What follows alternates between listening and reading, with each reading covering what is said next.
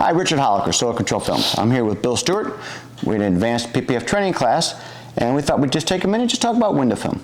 Bill, can you give us a quick rundown of maybe the different types of window film?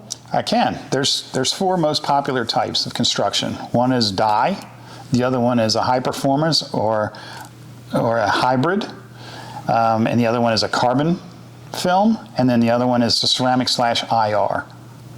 Now, go back to the dye, which is your most common in the industry. It's been around the longest.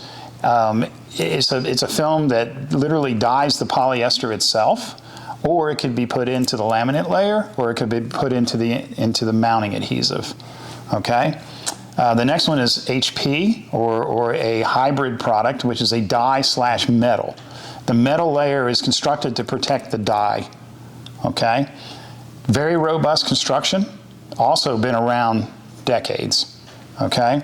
The next one's kind of new on the scene a little bit, and that's the carbon deposits. That product, basically carbon is graphite, okay?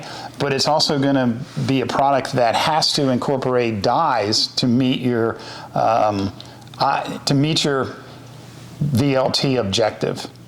Okay? So carbon film, we could say, is a dyed film with carbon deposits. With carbon deposits. Okay. Typically a carbon product will have a brownish hue to it, and that's the actual carbon deposits you're seeing.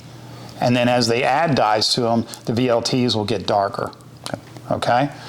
Ceramic IR, which here's a picture of one or roll with us right here. This is the 80%. The reason it has that blue hue is you're literally looking at the IR particles. Okay? Once you darken that up, you have to add dye to get it to the, again, just like the carbon, to get it down to the VLT that you're hoping to achieve. So a ceramic film is built off a dyed film, adding titanium nitrate to it? Correct. Okay. Correct, and that gives higher performance. Now you got to remember, IR is an absorber. So the IR is the heat you feel on your skin, and when you put it on a car and the car moves, which is convection, it moves the heat off of the car faster. So the wind pulls the heat off the car? Correct. Mm-hmm. Correct. Lack of a better term, that's exactly how it works. So you feel cooler faster, with less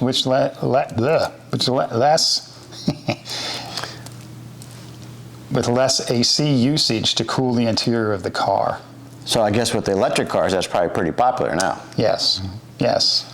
So just remember, it's an absorber. So in theory, your car is going to be a little warmer when you get in it than it was before you tinted it, because the heat's being held on the glass.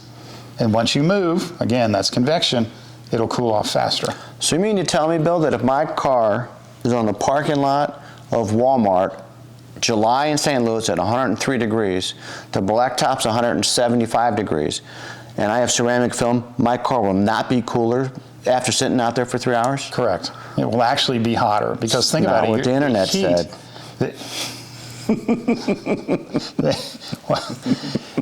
Everything you read on the internet must be true, said yes. Abraham Lincoln.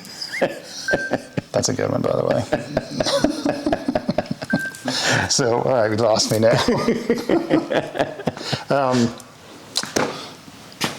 So yes, the answer to your question, the car will be hotter, but it will cool off faster. Now, that will work with any film you put on there.